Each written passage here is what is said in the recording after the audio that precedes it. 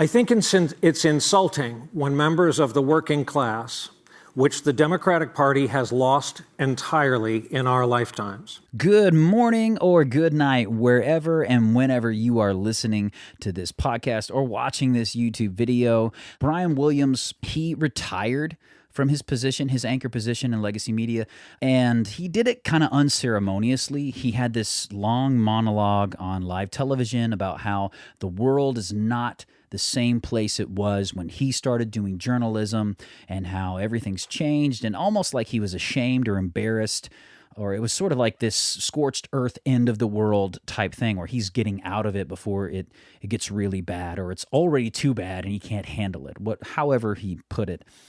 But now he's back, and the other night he was on Seth Meyers, and he had some not so favorable things to say about the Democrat Party. And so we're going to take that clip, we're going to watch it, we're going to react to it, and again, we're going to stop and talk about some of the times where he's right on the money, other times where we think, okay, he's spitting narrative, he's still trying to get you to buy into this ideological thought. Oh, here's the truth, here's the fiction. I'm Cliff. This is Not Gospel. Logging in to Not Gospel Studios in 3, 2.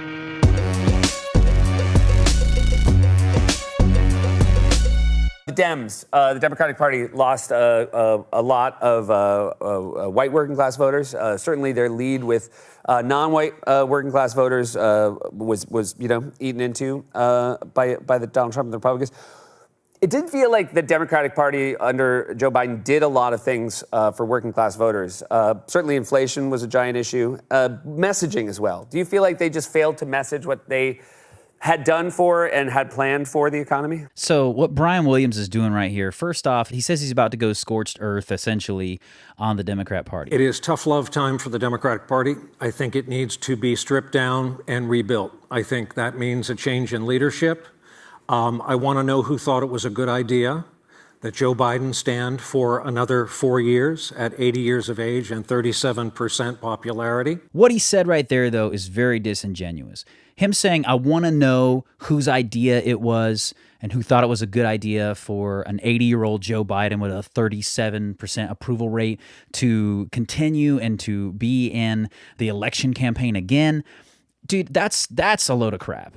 He knows who said that. Everyone in the Democrat Party for 3 years was telling everyone in the public how fit and how sound and mentally fit and adequate Joe Biden was in this presidency. And we had to sit as Americans and watch him stumble up the steps of Air Force One and fall off his bicycle and turn into Ron Burgundy every time the teleprompter went off and not be able to string together like intellectual and intelligible thoughts when you turn the teleprompter off. I mean, we've all heard him say, pause, repeat the line, end quote. Like, this is Ron Burgundy in real life. And I feel sorry for Joe because he shouldn't have been the president. He was in the throes of mental decline. But that's a disingenuous thing. I want to know who thought it was a good idea. Dude, the entire Democratic Party was screaming, from the bows of the ship, he's our guy. He's totally fit. He's absolutely ready. And there's no one more prepared than him to lead the country. So that is just, come on, man. It's a bogus statement.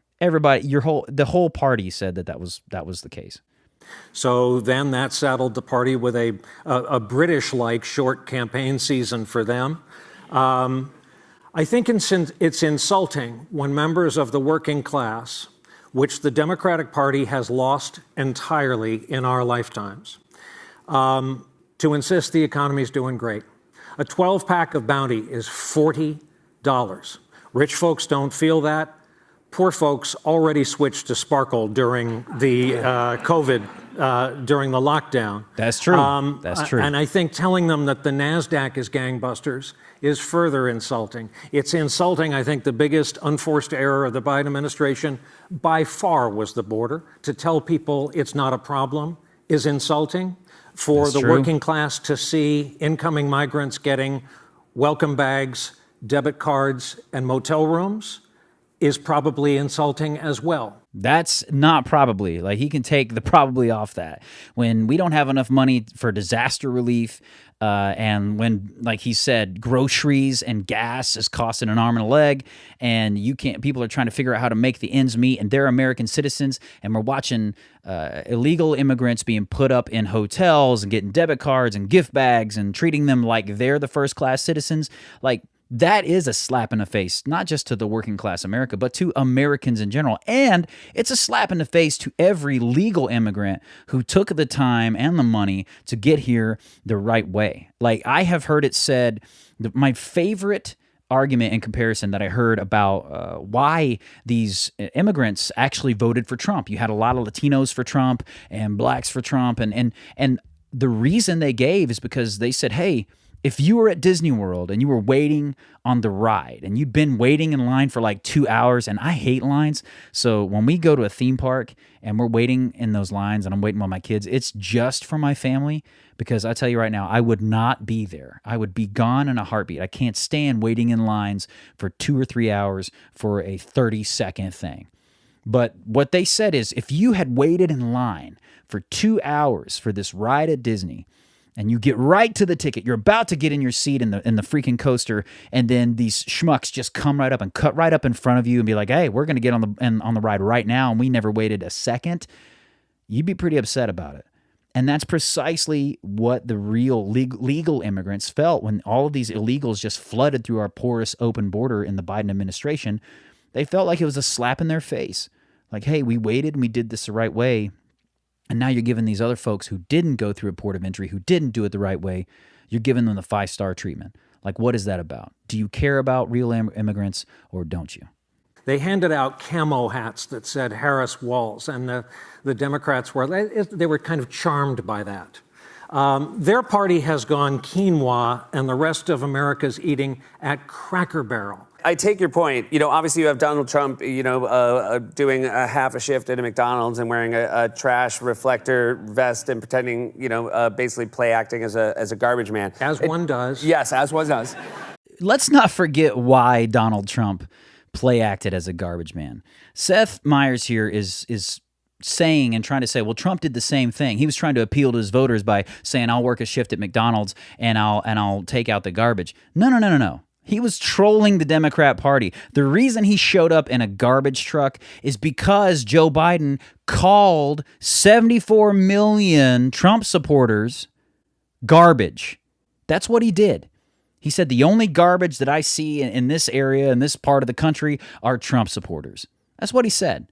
So, no, he was not play acting as a garbage man to try and win votes. He was doing that to troll the Democrat Party. So it does feel like, right, it's almost like the Democrats have to figure out a different way to message, while the Republican Party has this way that nobody would have ever thought would be effective that Donald Trump is doing.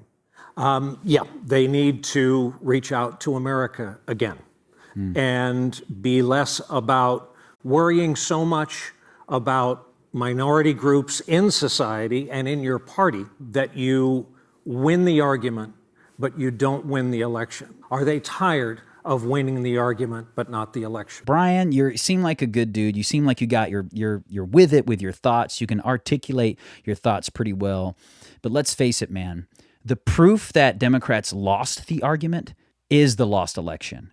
They haven't been winning the argument and then all of a sudden turn around and lose the election. No. They've lost the argument. In every debate that you see, when you look up all these debates, when the Democrats or the left-wing college student or whatever is hit with the hard facts from somebody who's not a crazy radical right-winger, but someone who's just a common-sense American who has some values that maybe doesn't fit the mold of Hollywood and left-wing Democrats, and sits down and hits these folks with some facts, they rage out and be like, oh, well, you're just a hypocrite or a bigot or a racist or whatever, and that all turn to name-calling. You don't win the argument by getting emotional and name-calling. The Democrats didn't win the argument.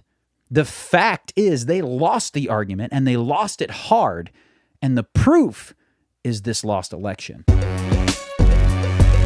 If you like this clip from the Not Gospel Studios YouTube channel, don't forget to share. Click on one of the other links and videos. You can find them here, and subscribe. I think it's down here. Tell your friends about us. Tell them that it's healthy, that it's vegan, and all of those things. Keep being awesome because that's how God made you.